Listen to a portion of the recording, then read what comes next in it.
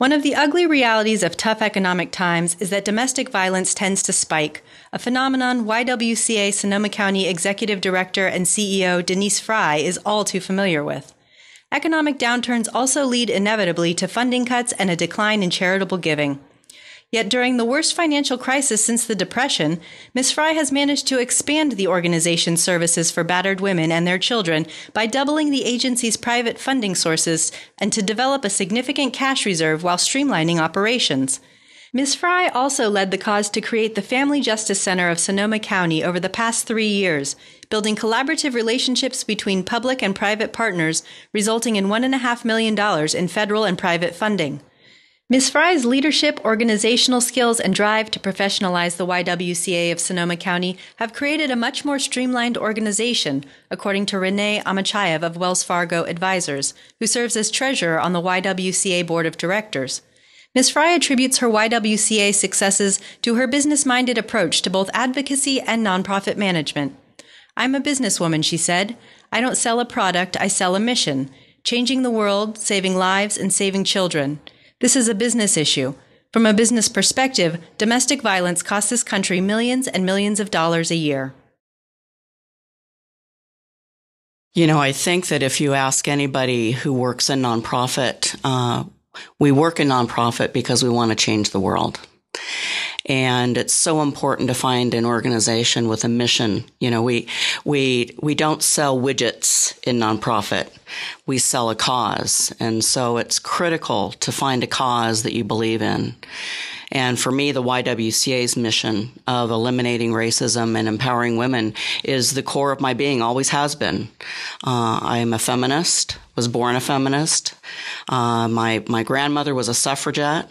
You know, my mother was one of the first in the women's movement. And I'm a proud feminist. I don't consider it an F word like some people do. And so for me, this is my dream.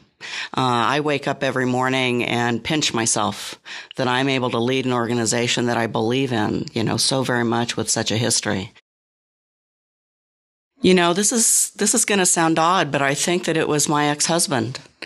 Early in my career, I was very passionate, always have been, about this cause. One evening, he looked over at me and he told me to get off my soapbox.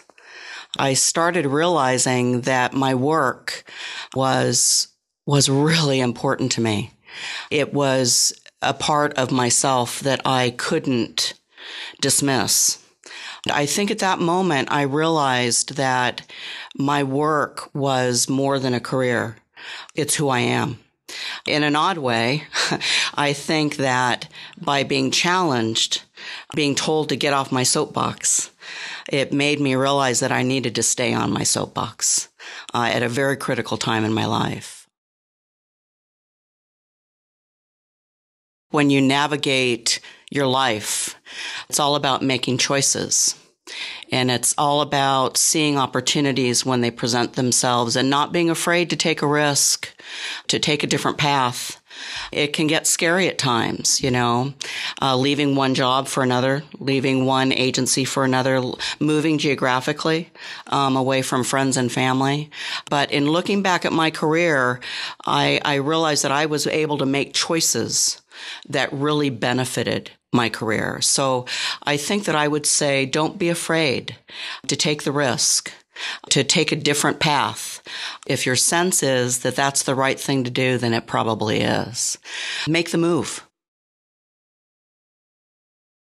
History is so very important to keep in mind. I think that we must remember that there were many women before us who struggled and who worked hard to change the world, to make it easier for us to succeed as women. There were lessons that they learned. There's a legacy that they left. And I think when we forget that, it's a risk.